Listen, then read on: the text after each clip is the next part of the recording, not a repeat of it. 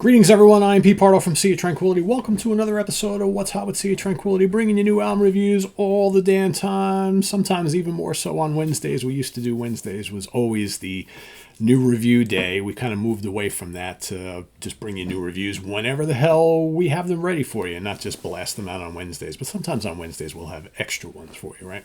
That might be the case today. We'll see how it goes. But today, for this episode, anyway, going to take a look at a brand new album, just came out like a week ago, from a very cool band from Milano, Italy. Sal, you paying attention? You should be, because I think you remember this band from last time around. We reviewed one of their albums, which was 2023's Acid Disorder.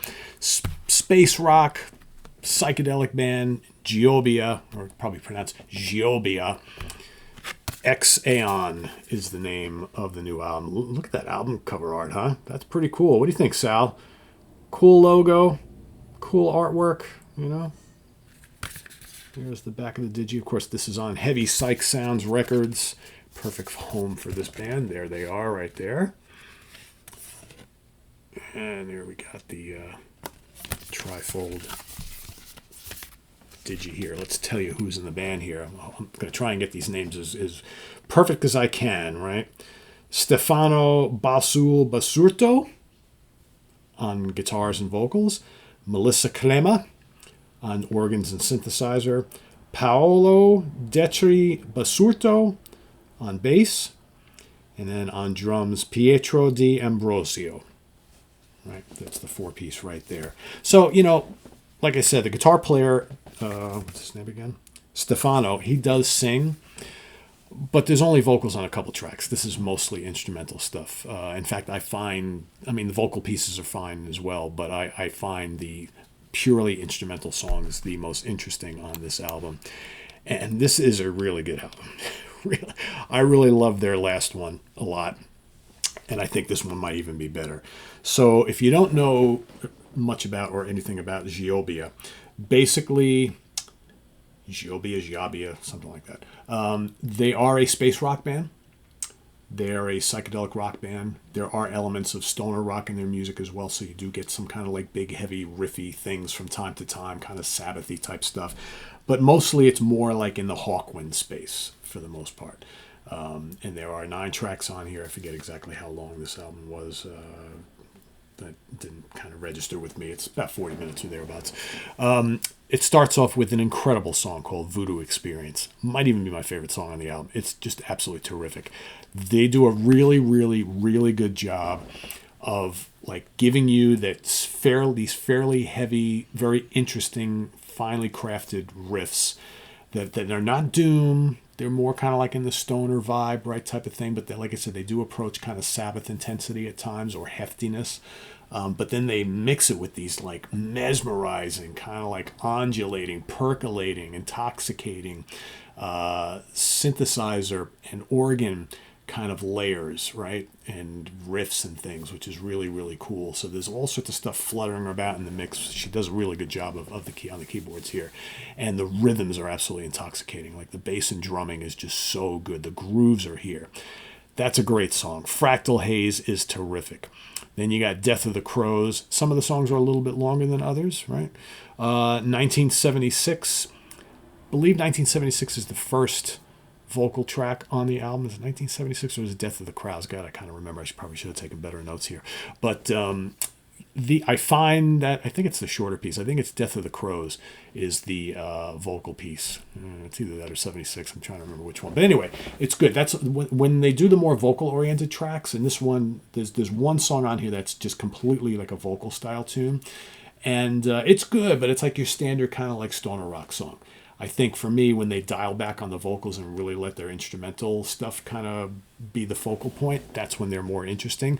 There's a couple songs like Vers la Terre est Rouge, La Morte la Terre, has vocals, but they're more like short little vocalizations that kind of float in and out, almost like little narrative parts in between all the kind of cool, spacey stuff that's going on. I like it better when they do that as opposed to doing like a straightforward vocal-oriented song. It just works out better for these guys. We've got I'm going to screw this up. Les Ferromagneto, La Morte de la Terre, right? So I guess that's like a 3-part track or a 4-part track here to finish off the album. How they listed it on here?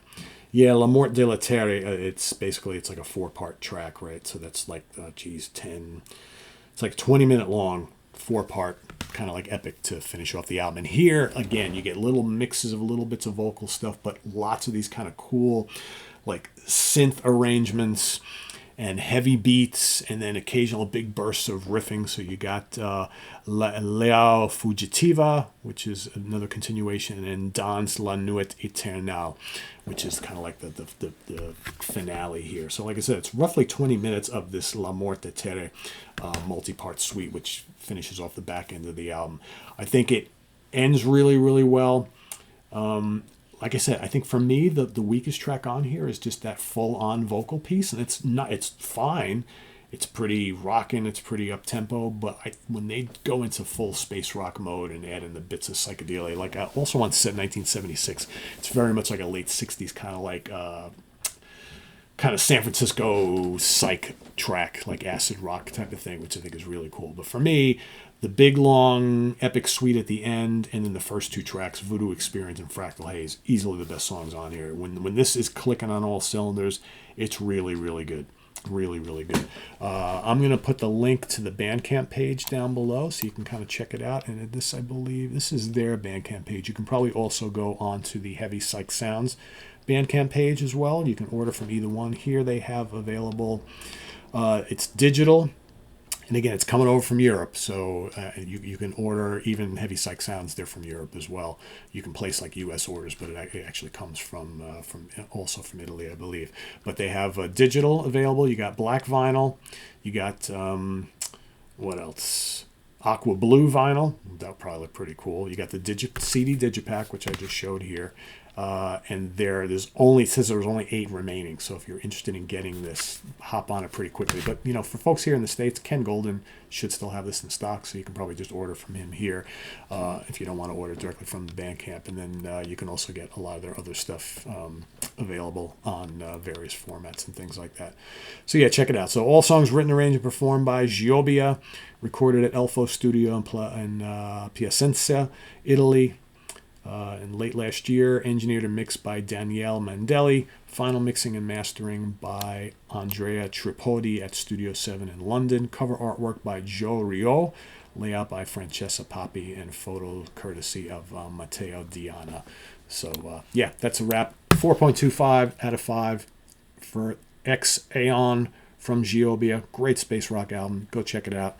Very, very cool stuff. Support the bands like this. They definitely need our support, right? These bands that are trying to find an audience, right, with this kind of non-mainstreamy type stuff, right? Very, very cool album, though. Great keys, great guitars, very spacey, very psychedelic, atmospheric, and like I said, it's heavy in spots as well. So I know Anthony Farrar is a fan. Yes, he is. So go check it out. If you go give a listen to the Bandcamp page, let us know what you think down in the comments below. We'll see you next time with more stuff. Got more new stuff coming up for you. Got Royal Sorrow, Jack Starr.